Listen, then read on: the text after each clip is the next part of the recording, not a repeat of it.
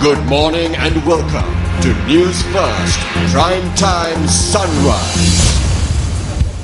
Hello there, very good morning and welcome to News First Prime Time Sunrise with me, Shane Silva, on the 6th of March 2015. The government, the program is a novel initiative by News First going beyond the confines of news reporting to discuss the problems of the people. Today, a live recording will take place in Bandarwala. Details later on in the news bulletin, but before that, let's take a look at the headlines. Elephant dance that was suspended at the Dehiwala Zoo to recommence today. Indian External Affairs Minister to arrive in Sri Lanka today on a 2-day visit. And water board employees of the Western Province engage in a trade union action once again. On to your stories in detail now. The elephant dance, which was suspended at the Dehiwala Zoo, will recommence today. Director General of the Department of National Zoological Gardens, Anuradi Silva, said that the first phase of the performances will take place on Friday, Saturday and Sunday. Officials resorted to suspend the activity last April after it was suspected that the elephants were suffering from tuberculosis. As investigations cast doubt that 8 of the elephants at the National Zoo were suffering from tuberculosis, treatment commenced, and last December these elephants were once again subjected to medical examinations. The Director General went on to say that tests have proved that the germ causing tuberculosis was no more in the body of the elephants. On to another story that made the headlines this morning. Now, Indian Minister of External Affairs Sushma Swaraj will arrive in Sri Lanka today on a 2-day visit.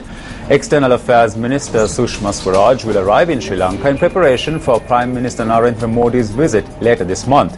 She will call on President Maithripala Sirisena and Prime Minister Ranil Wickremesinghe and other high government officials. The Ministry of Foreign Affairs said that during her visit, she is expected to meet with representatives of political parties, including the Tamil National Alliance.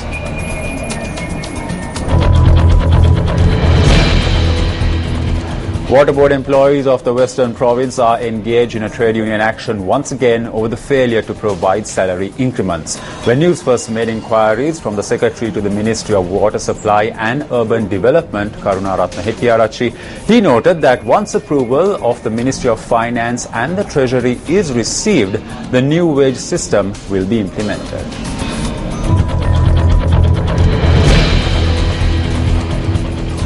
The protest launched by a group of Road Development Authority employees on the rooftop of Setsripaya in Batarmulla had concluded last night. The protesters said that they called off the protest after MP Mahinda Amaraveeras had said that he would intervene to provide a solution. The group of RDA employees launched this protest over the removal of 162 employees without reason.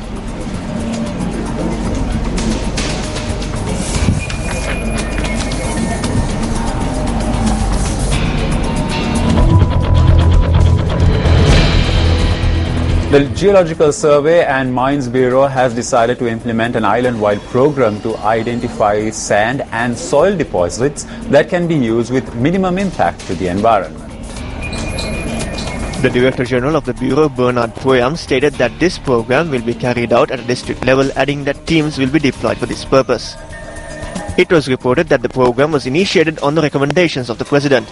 The Director General of the Geological Survey and Mines Bureau says that under this program all sand mines will be examined as well. He added that a report on areas conducive for the mining of sand and soil will be prepared further to this program.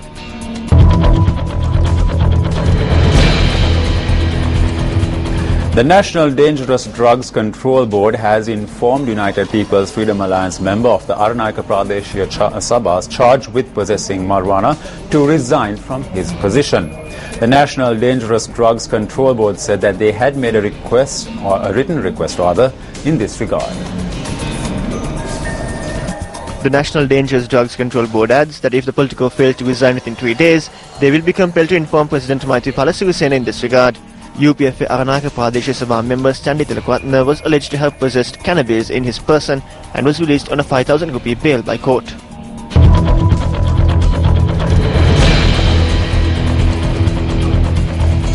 The 16th edition of the Newsfirst Government program, which provides a platform for the public to take their issues directly to their public representatives and public officials, will be recorded live in Bandarwala today. Newsfirst Lahiru Fernando now joins us from Bandarwala with the details.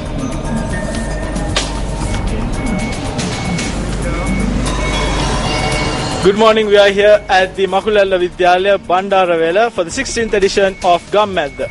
Gammadda was initiated by Newsfirst to provide a platform for the public to get an immediate response for their questions from the public representatives. And we are here in Bandarawala. Join us with Newsfirst at 8 o'clock for the live transmission. Thank you, Lahiru, for joining us. We'll catch you later on. In international news this morning, the military chief of Syria's al-Nusra Front militant group has been killed in an airstrike. The jihadist group said on social media that 3 other leaders were also killed. Syria's state-run news agency said the army had targeted Nusra leaders as they met in northern Idlib province. In addition, the Islamic State of Iraq and the Levant fighters have used a bulldozer to start destroying a 3,000-year-old Assyrian city near Mosul in Iraq. That's a look at this edition of Newsfirst Primetime Sunrise. It was a pleasure having you with us and hope you have a great day ahead. Hotline 0114 896 896. www.newsfirst.lk. Feedback at newsfirst.lk.